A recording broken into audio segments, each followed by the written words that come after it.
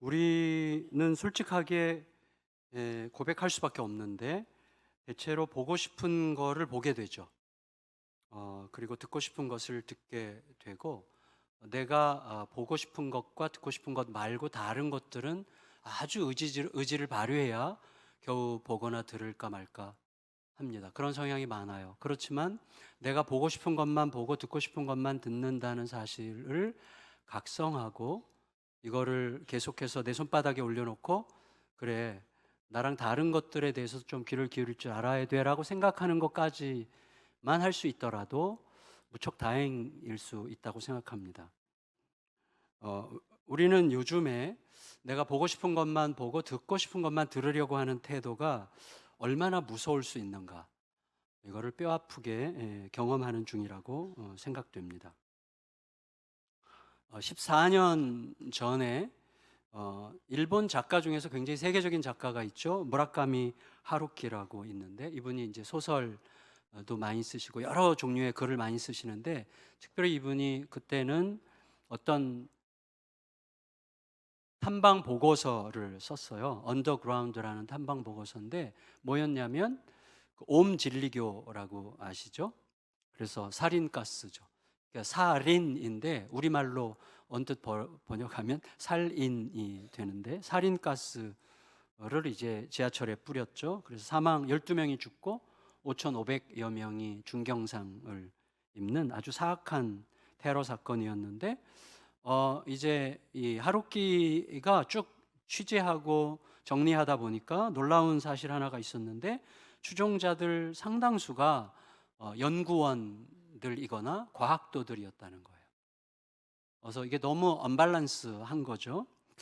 뭘까 하고 이제 그걸 분석했는데 결론적으로 단순하게 말하면 오로지 한 가지 주제에만, 한 가지 방향으로만, 하나의 생각만 몰두해서 그것만 계속 생각하고 그 이슈에 온통 빠져 있는, 공부하느라고 다른 입장, 다른 이슈들에 대해서 귀 기울여 들을 기회를 아예 필요로 하지 않거나 그렇게 하려고 하지 않는, 그래서 입체적인 사고가 형성되지 않는 사람들.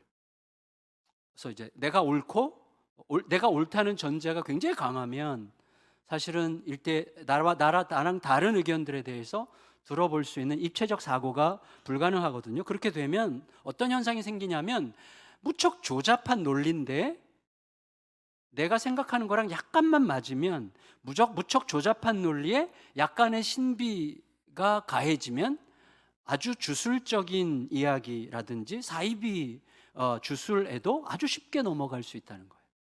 그게 이제 이 책의 결론인데 사람은 그만큼 엄청나게 취약하다는 것입니다. 그러니까 내 딴에는 이게 굉장히 좋은 소식이죠. 복음일 수 있겠지만 결국은 또 사실은 모두를 죽이는 공멸의 복음이라는 거죠. 여러분, 구원이 뭐죠? 구원은 우리가 죽음에서 살아나는 겁니까? 물론 맞지만 구원이라고 하는 것은 내가 사는 것을 넘어서 함께 사는 거예요. 하나님이 세상을 이처럼 사랑하사 독생자를 보내셨어요. 하나님이 사랑하신 세상을 사랑하는 게 중요해요.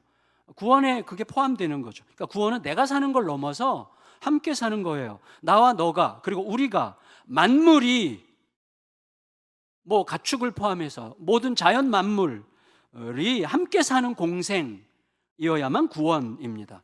나는 어떻게 되든, 너는 어떻게 되든 난 살아야겠어 하면서 내달리거나 모두를 틀렸다고 매도하면서 내 주장만 고집하거나 우리들의 모든 삶을 실제로 지탱해주는 이 만물을 사용하고 착취하려고만 하는 것은 구원이 아닙니다. 그건 공멸의 길이죠.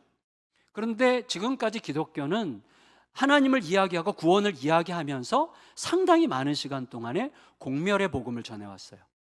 그걸 우리가 정말 깊이 생각해야 됩니다. 따라서 신자라면, 적어도 제대로 된 신자라면 내가 말할 때도 이게 함께 살려고 하는 말인지, 나만 살겠다고 하는 말인지, 내가 뭘 행할 때도 함께 이기려고 하는 행함인지, 아니면 정말 나만 이기겠다고 하는 행함인지를 마음 깊이 성찰해야만 합니다. 그게 제대로 된 신자의 정상적인 태도라고 할 수가 있겠죠.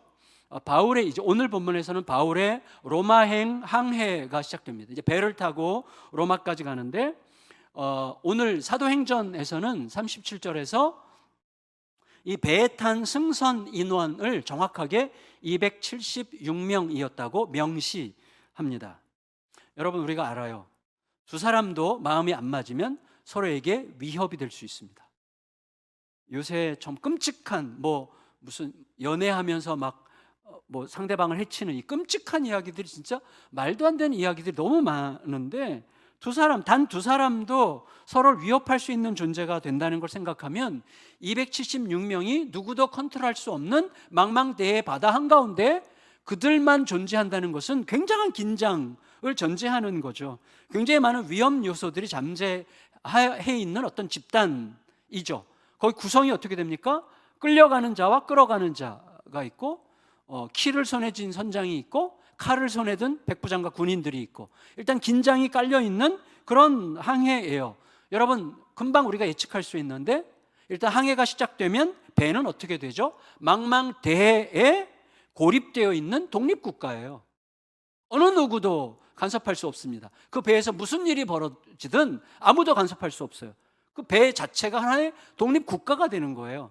되게 어떻게 보면 굉장히 행복할 수도 있고 굉장히 위험할 수도 있는 거죠. 그러니까 그 안에, 그 작은 배라고 하는 하나의 세상 안에 공생의 힘, 공생의 에너지가 흐르지 않으면 구원의 길을 잃고 순식간에 파멸의 나락에 떨어질 가능성이 매우 높습니다.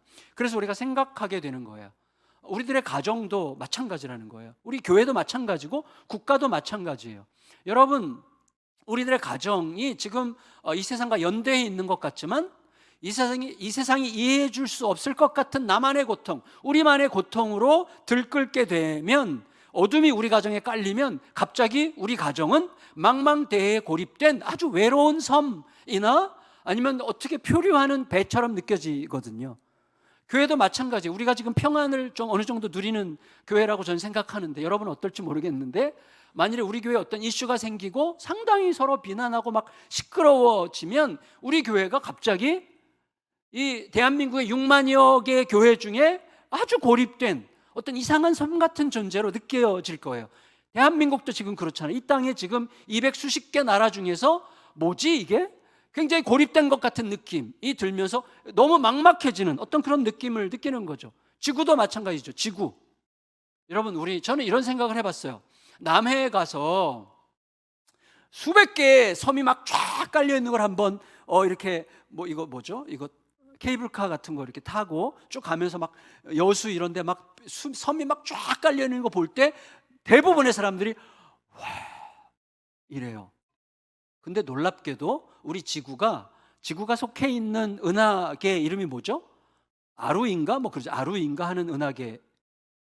잘 모르시면 괜찮습니다. 피차 상관이 없어요. 하여튼 아루이라는 은하계라면 이 은하계 안에 최소한 1000억 개 이상의 별이 있대잖아요. 우리는 수백 개의 섬 앞에서도 와 하면서 1000억 개의 별 중에 하나인 지구라는 말을 할 때는 좀 감동이 안 와. 왜? 우리들의 사고를 너무나 뛰어넘기 때문에 별로 감흥이 안 오는 거예요. 근데 이거를 정말 깊이 생각해 보면 엄청나게 여기가 장엄해집니다. 뭔가 묘한 기운이 들어요. 이 1000억 개의 별 중에 하나에 불과한, 근데 이 1000억 개의 별을 구성하고 있는 은하계가 우주 안에 또 1000억 개가 있다니, 그러니까 말이 안 되는 사실을, 제가 자주 이런 얘기를 하는데 제가 하도 요새 우주에 관심이 많아가지고 너무 신비한 거예요. 그러니까 이 지구조차 망망대해에 떠 있는 하나의 어떤 표류하는 배와 같다고 생각이 됩니다. 그런 어떤 인식을 가지고 우리는 생각해 보게 돼요. 우리는 어떤 공생의 힘을 가지고 움직이고 있는가? 지구는 지금 멸해가고 있잖아요. 지구는 지금 계속 우리가 희망을 자꾸 잃어버리면서 그냥 나 살아있는 동안에만 별 문제 없으면 좋겠다는 생각이 너무나 많은 사람들 속에 있거든요. 근데 우리 다음 세대를 보면, 특별히 저는 우리 20대 30대 목회자들을 이렇게 보면, 자주 이제 볼 기회가 저 같은 경우는 좀 많이 있는데, 이 친구들을 보게 되면 진짜 미안한 거죠. 어떻게, 그러니까 목회 환경 자체가 너무나 생태계가 다르기 때문에 너무 힘든 상황 속에서 어떻게 해야지? 70년대까지 정말로 이 나라의 책임을 지려고 했던 교회가 70년대 이후에는 전혀 존경받지 못하는 교회가 됐고, 사람들이 교회에 손가락질하는 게 너무나 당연한 이 문화를 그대로 남겨주고 니네도 해봐라고 말하는 이 상황이 너무 미안한 거예요. 어떻게 보면 교회도 그렇고 이 국가도 그렇고 좀 그런 생각을 하게 됩니다. 그래서 이 오늘 본문을 통해서 우리들이 이 삶의 망망대해에서 어떻게 우리가 중심을 잡고 우리 가정, 교회, 국가를 생각하면서 어떻게 공생의 길을 걸을 수 있겠는가를 좀 생각해 보면 좋지 않을까 싶습니다. 일단 바울이 타게 된 이 작은 배, 곧 하나의 세상이죠. 이 세상의 수장은 백부장 혹은 선장이었다고 할 수가 있겠습니다. 근데 여러분, 선장은 방향을 조정하는 키를 잡고 있고 백부장은 모든 이 분위기를 통제하는 칼을 잡고 있어요. 이 키와 칼이에요. 이 키와 칼은 서로 맞서면 공멸이에요. 키와 칼이 맞서는 순간 공멸이고, 키와 칼이 손잡고 모든 승선자들을 겁박해도 공멸이에요.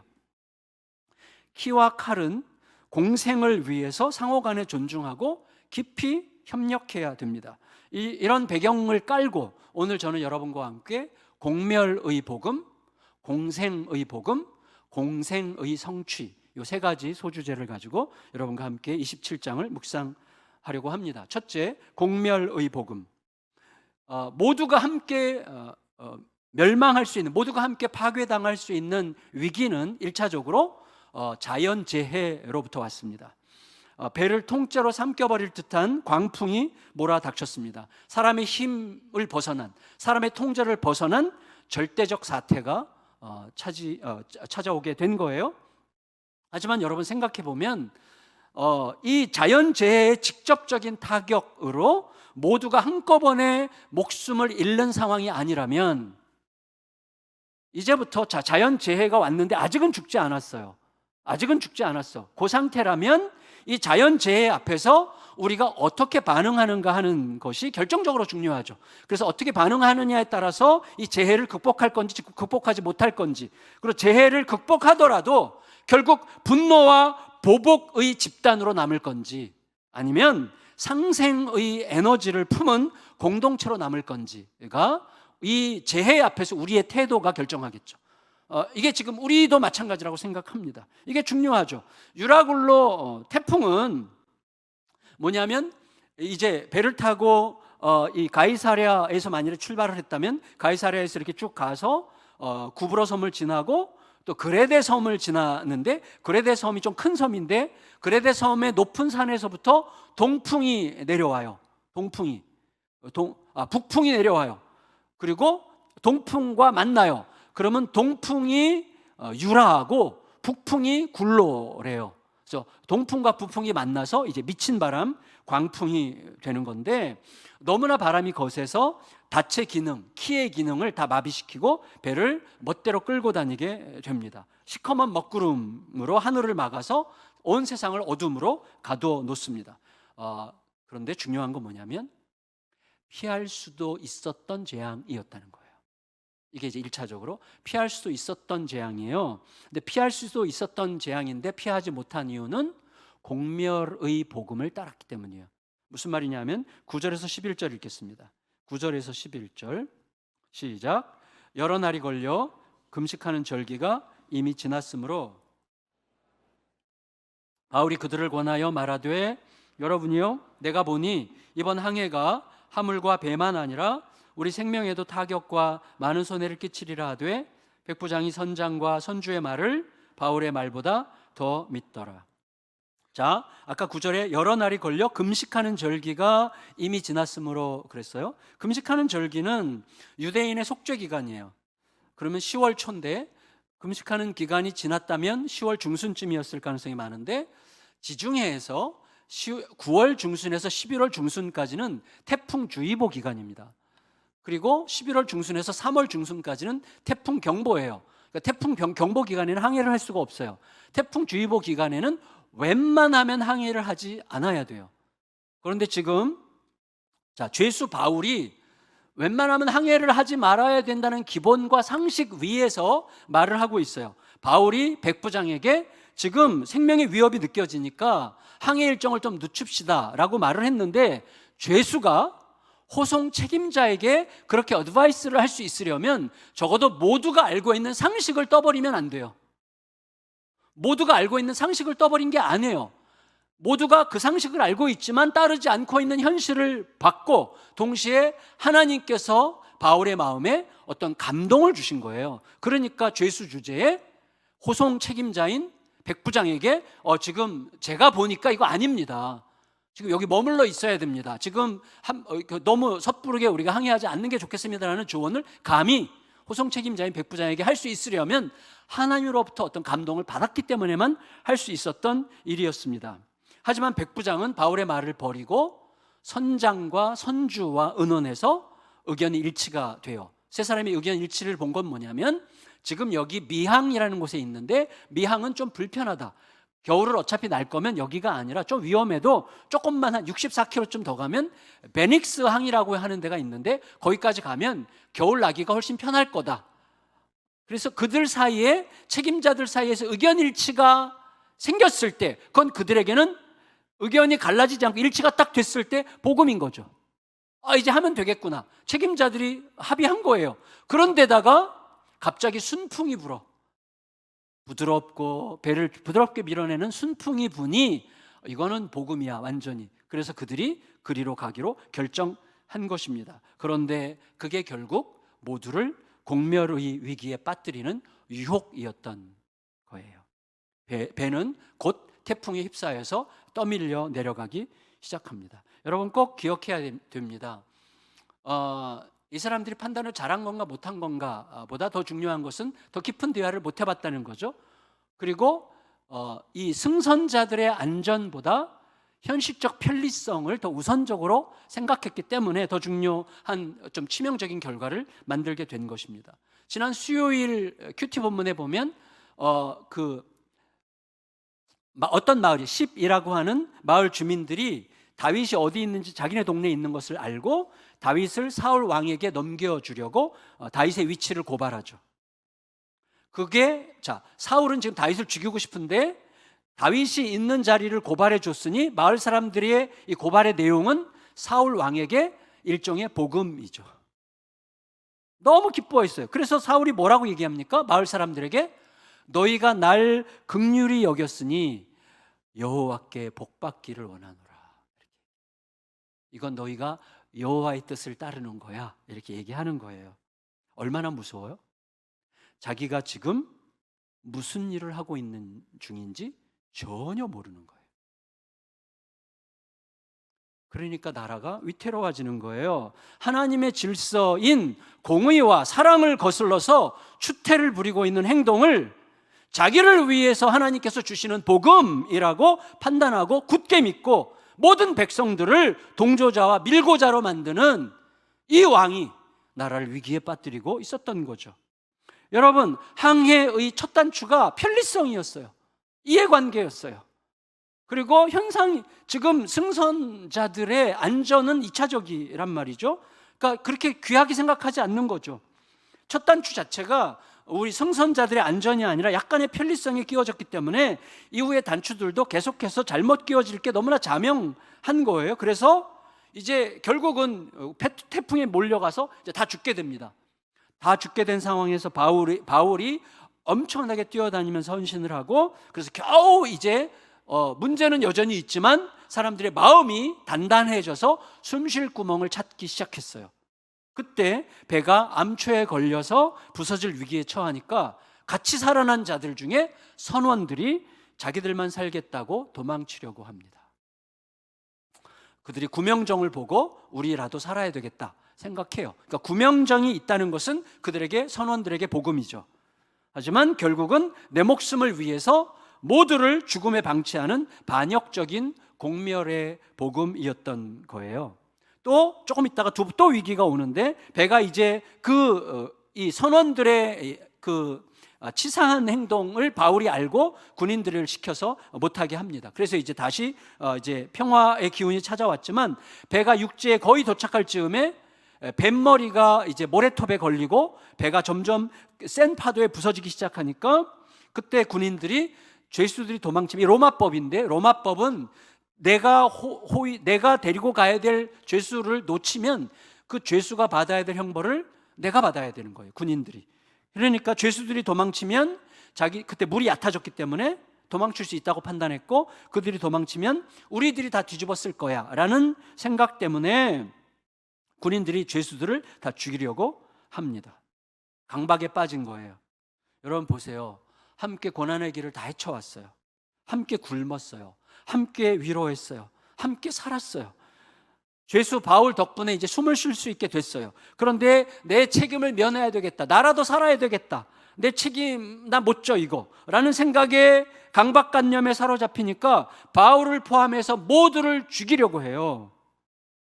이런 확신에 사로잡히는 거예요. 이들을 죽이지 않으면 내가 죽어. 이런 확신에 이런 강박에 사로잡히면 너무 쉽게, 아까 그 옴질리교 과학도들처럼 무슨 주술 같은 공멸의 복음에 너무 쉽게 사로잡히는 거예요. 자기가 얼마나 괴악스러운 짓을 하고 생각하고 있는지도 모르는 거예요. 그게 세상의 이치예요. 선원들의 이기심과 군인들의 두려움, 이 이기심과 두려움이 세상을 망가뜨리죠. 공멸로 몰아가는 재앙의 재료들입니다. 온 세상, 이 세상 지금도 마찬가지죠. 이기심과 두려움으로 세상은 계속 망가져가는 중입니다. 그러면 이런 세상 한가운데서 공생의 복음은 어떻게 시작되느냐 하는 거예요. 바울은 이 배에서, 이 배라고 하는 망망대에 떠 있는 한 세상에서 276분의 1에 불과해요. 그리고 죄수예요. 뭐 평범한 사람이에요. 그렇게 주목받을 만한 사람이 아니에요. 그러나 바울을 통해서 어떤 일이 일어나는지 우리가 알게 됩니다. 금방 알게 되죠. 공생의 희망은 바울이 아니라 바울의 질문으로부터 시작됐습니다.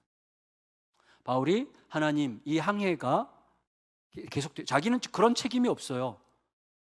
여러분, 우리가 보통 이렇게 생각해요. 우리가 국가를 염려한다고 뭐 무슨 변화가 있겠어? 바울이라는 276분의 1이라는 죄수 신분에 바울이 뭐 이 배의 운명을 걱정한다고 뭐가 되겠습니까? 바울은 질문했던 거예요. 이 지금 태풍주의보 기간인데 하나님 이런 때 항해를 해도 되는 겁니까? 라고 물었을 거고, 하나님으로부터 감동을 받았을 거고, 감동을 받았기 때문에 담대하게 백부장에게 어드바이스를 할 수 있었던 거죠. 그러니까 공생의 희망은 바울이 주님께 여쭐 때 시작됐던 거예요. 물론 상식 위에서, 기본과 상식에 충실한 사람으로서 하나님의 감동으로 백부장에게 건의했어요. 그런데 거절당합니다.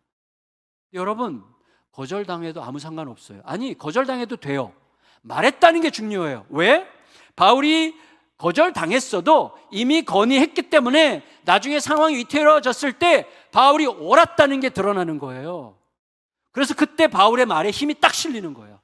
이제부터 이 사람의 말을 들어야 돼 라는 의식이 그 공동체에 쫙 퍼지는 거예요. 그게 중요해요.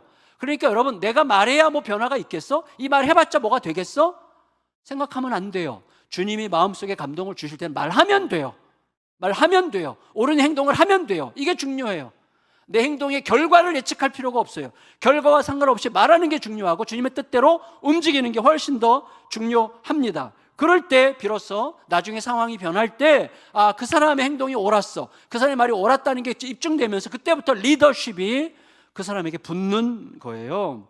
그렇다면 공생의 희망은 어떤 가능성이 있는 결과가 보이기 때문에 시작되는 게 아니고, 보편적이고 기본적인 상식 위에서 주님께 여쭙고 주님께 추인받는 마음으로 담대히 말할 수 있을 때 시작되는 게 바로 공생의 희망이다라고 말할 수가 있겠습니다. 더불어서 공생의 희망은 어떻게 지켜지는가 하면, 나는 분명히 하나님부터 들었어요. 하나님이 주신 감동으로 제안을 했어요. 근데 거절당했어. 바울의 말이 거절당했잖아요. 근데 그럼에도 불구하고 하나님께 여쭙기를 멈추지 않는 여정을 통해서 공생의 희망이 계속될 수 있는 거예요. 20절에서 26절입니다. 20절에서 26절까지를 저와 여러분이 함께 교독하겠습니다. 20절에서 26절. 20절 여러분이 먼저 읽겠습니다. 시작.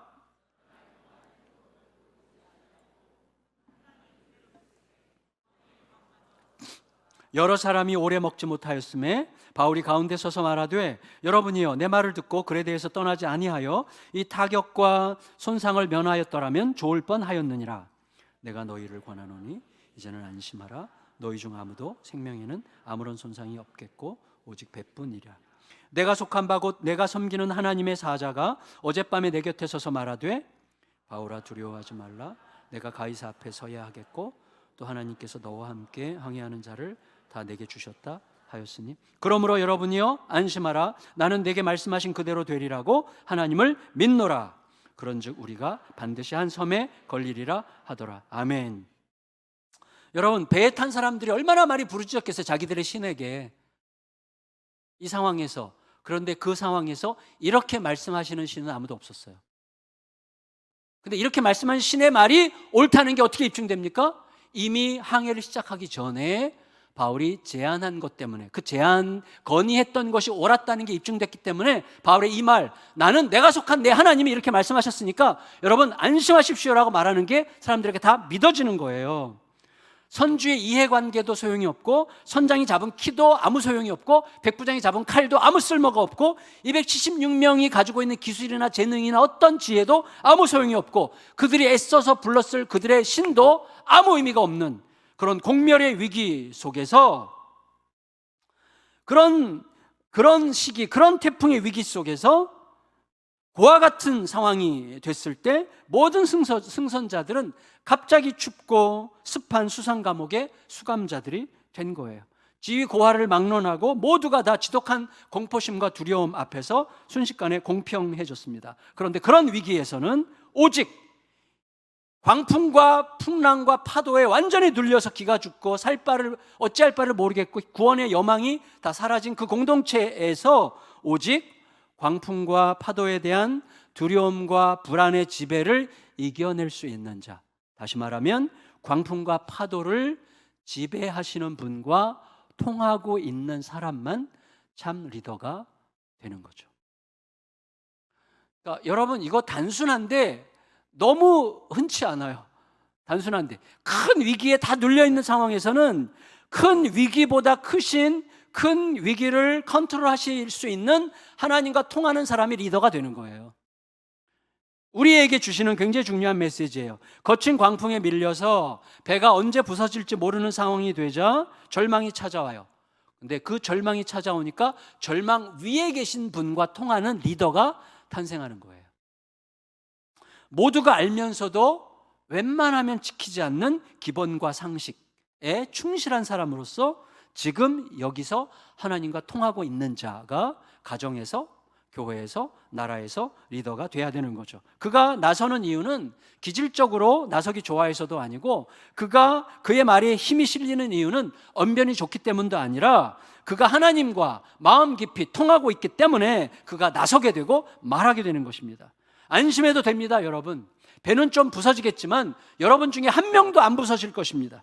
대신 한 섬에 걸려 우리가 머무르게 될 텐데, 제가 이렇게 말씀드리는 이유는 어젯밤에 하나님께서 나에게 나타나셔서 너가 로마까지 갈 때까지 내가 지켜줄 거다, 그리고 너가 로마로 갈 때까지 지켜줄 내가 이 배에 탄 모든 사람을 너에게 맡겼다 라고 그분이 나에게 말씀하셨는데, 나의 주 하나님은 말씀하신 그대로 현실로 이루시는 분이라는 게 너무나 분명하기 때문에 여러분 안심하셔도 됩니다.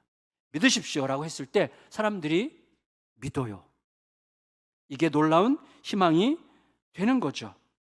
배에 탄 모든 사람들이 이제 바울의 말에 다 귀를 기울이게 돼 있었던 거예요. 희망을 잃고 음식도 못 먹고 다 포기하고, 다 포기하면 어떻게 돼요? 다 제각각이죠. 다 제각각이 되는 거예요. 그때 이들을 이 하나님으로부터 받은 말씀 하나로 딱 뭉쳐요. 딱 하나가 되게 해요. 다시 희망이 주어져요. 그 희망이 진짜 희망이었던 이유는 뭐냐면 희망을 위한 객관적 증거가 없었기 때문이죠. 무슨 말이냐면 바울이 말한 대로 될 거라는 증거가 지금 없어요. 여전히 풍랑 속에 있어요, 여전히. 하지만 이거죠. 사람들이 바울의 그 말에 힘이 실렸어요. 어떤 힘이 실렸죠? 이미 바울에게 말씀하신 그분의 말이 옳았다는 게 입증된 결과로 지금 자기들이 태풍 한가운데 있다는 것을 알았기 때문에 이 말도 옳을 거라고 믿는 거예요. 그러니까 지금 증거가 없어도 믿어져요. 그러니까 어떤 증거가 있기 때문에 내가 믿게 되는 반응적인 희망이 아니라 증거가 없어도 믿어지는 믿음의 희망이 그들에게 생긴 거예요. 모두를 생명으로 인도하는 사람은 결국 사이비 점쟁이가 아니라 오직 전능하신 하나님께 감사여서 그 말씀을 따라 움직이는 사람이 희망이 되는 거예요.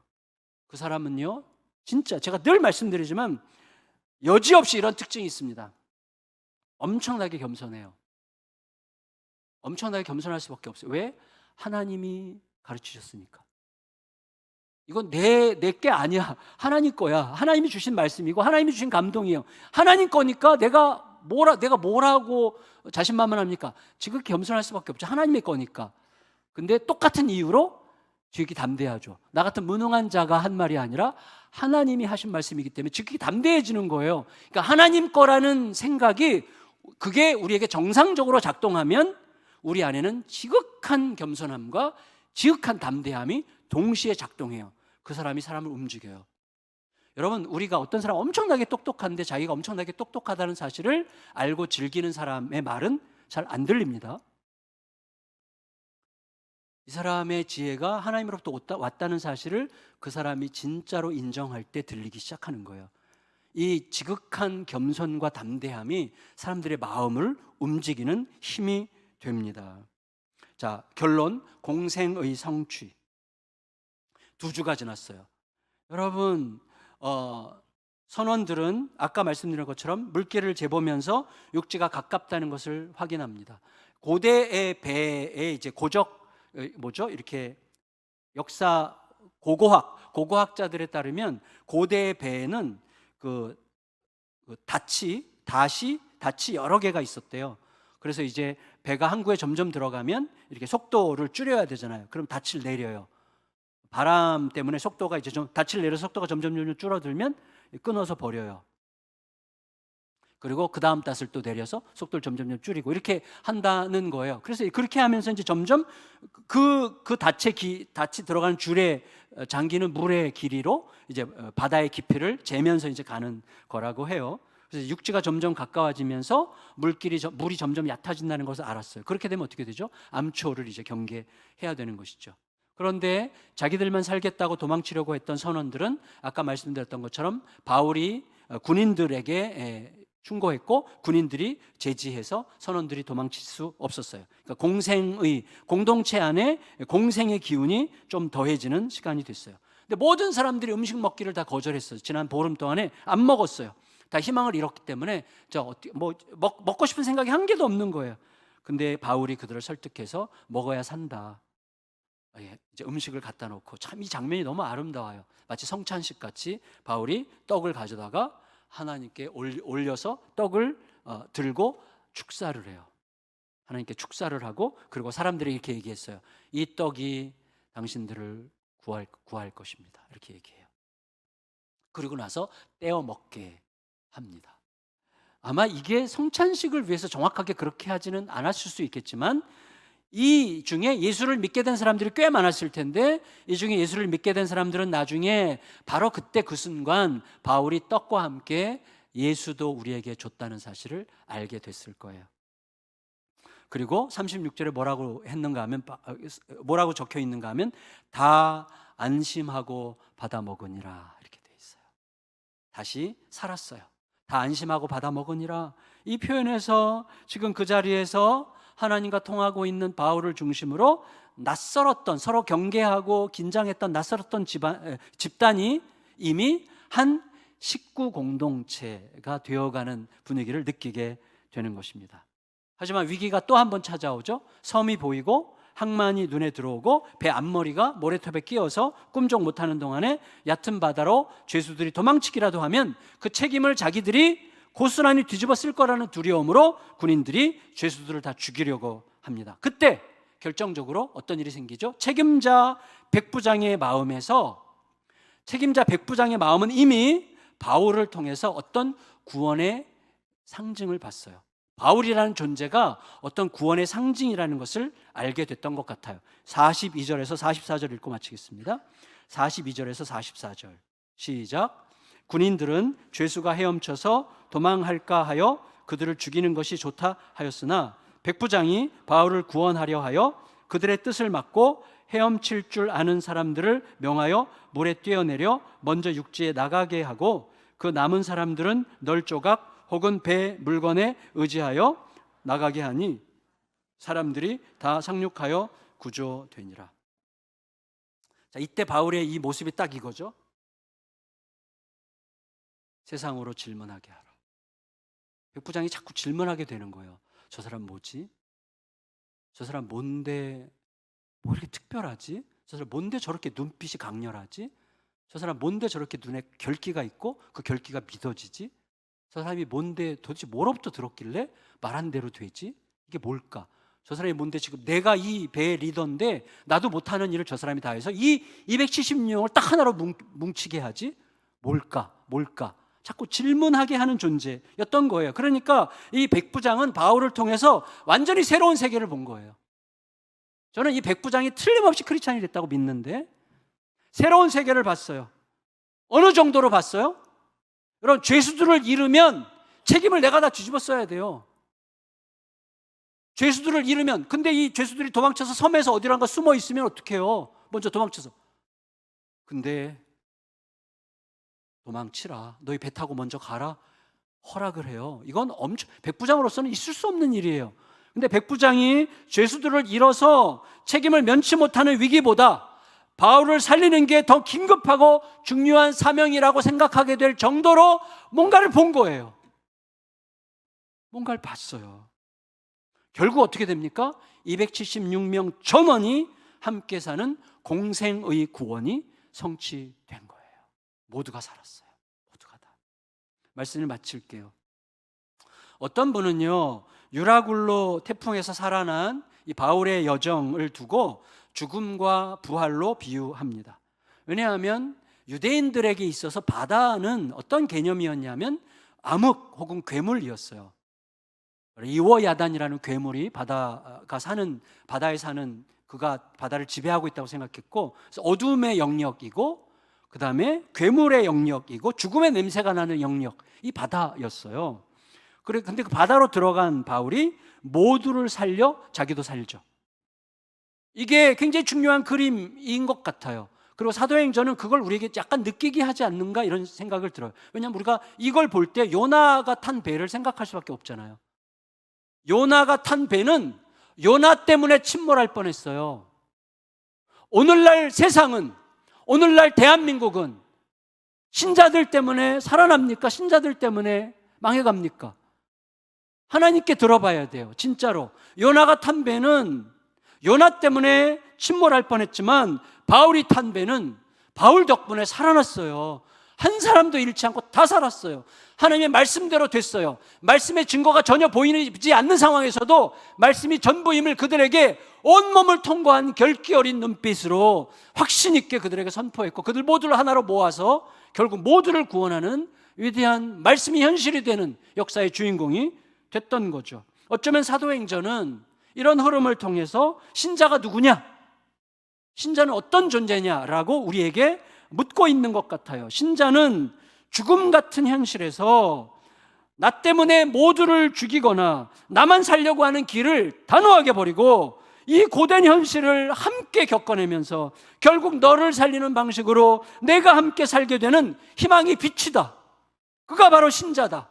이걸 사도행전이 우리에게 말해주려고 한다고 생각합니다. 여러분, 이 집단을 생각해 보세요. 서로에 대한 경계심으로 시작했어요. 긴장감이 가득했던 집단이었어요. 의심과 혼란으로 가득했고 광풍에 대한 두려움에 눌려서 구원의 희망을 다 잃어버렸던 죽음에 갇힌 집단이었어요. 그런데 결국 어떻게 됐습니까? 서로를 살리고 서로를 응원하고 사랑과 신뢰를 배우는 공생의 공동체로 거듭났어요. 한 사람의 제대로 된 신자를 통해서 그 일이 가능한 거예요. 기본과 상식을 지극히 존중하고 그 위에서 하나님과 지금 여기서 통하고 있는 그 한 사람을 통해서 공멸의 위기가 공생의 기쁨이 되고 집단이 공동체로 바뀌게 되는 거죠. 주님이 전부인 사람, 주님만 따르려고 하는 신자는 결국 사람들로 하여금 이렇게 말하게 할 거예요. 당신이 있으면 돼. 당신이 있는 한 우리가 절망할 필요는 없을 것 같아. 당신이 있는 한 우리는 절망하지 않아도 될 것 같아. 우리랑 함께 있어줘. 그렇게 말하게 하는 사람이 신자라는 거죠. 이 땅에 교회만 있으면 돼 라는 소리를 우리는 언제쯤 들을 수 있게 될까요? 여러분, 왜냐하면 당신만 있으면, 예수 그리스도가 전부인 사람이 그런 이야기를 듣게 되는 이유는 예수 그리스도가 전부인 사람 안에 계시는 예수님이 그런 분이셨기 때문이에요. 우리가 어떤 절망적인 태풍을 만나고 유라굴로 광풍을 만나도, 우리의 삶에 어떤 혼란이 다 온다고 해도 예수님만 계시면 우리는 절망할 이유가 없는 거예요. 예수님만 계시면 언제든지 일어날 수 있는 거예요. 예수님이 그런 분이시기 때문에 그분을 진심으로 제대로 따르는 사람은 그런 말을 듣게 되는 거죠. 제가 어디 전철역에서 우연히 나태주 시인의 시가 이렇게 게시되어 있는 것을 사진으로 찍었는데, 그 시의 제목이 그런 사람으로 라는 시였어요. 이 문구가 딱 눈에 들어왔어요. 그 사람 하나가 세상의 전부일 때가 있었다. 그 사람 하나가 세상의 전부일 때가 있었다. 그 사람 하나로 세상이 빛났던 때가 있었다. 물론 이 시인은 자기가 사랑하는 사람을 염두에 뒀을 것 같아요. 사랑의 관계를 얘기했을 것 같은데, 저는 이게 더 확장되게 느껴졌어요. 가정, 교회, 국가, 공동체도 우리는 그 한 사람이 너무나 서럽게 그립습니다. 한 사람이 필요해요. 그리고 주님으로부터 매일 우리는 듣고 있어요. 너가 그 사람이 돼야 되지 않겠니? 너가 그 사람이 되면 돼. 저는 다윗 이야기 보면서 깜짝 놀랐다기보다 참 따뜻해질 때가 있었어요. 뭐냐면 다윗이 블레셋으로 도망가죠. 블레셋으로 망명하려고 하죠. 근데 망명하려고 갔는데 블레셋 사람들이 다 알아봐. 이 사람 다윗이죠. 골리앗을 죽인 다윗이잖아. 저놈이 어떻게 우리한테. 그러니까 갑자기 어떻게 해요? 다윗이 미친 척하고 도망치죠. 무슨 뜻이에요? 다윗이 블레셋에서 자기가 그렇게 유명한 줄 몰랐던 거예요. 다윗은 그냥 주님만 보고 산 사람이에요. 자기가 그렇게 유명한 줄 몰랐어. 너무 신선했어요, 그게. 그 한 사람이에요, 그 한 사람. 바울도 내가 살려야지, 난 살릴 수 있는 사람이야, 절대 그렇게 생각하지 않았을 거예요. 다만 지금 하나님과 통하고 있었고, 하나님과 통하는 그대로 온 힘을 다해 나를 내던지면서 헌신했던 거예요. 여러분, 날마다 너가 그 한 사람이 돼야 되지 않겠냐는 초대하시는 주님의 손을 우리가 굳게 잡게 되기를 예수님의 이름으로 축원합니다. 우리 같이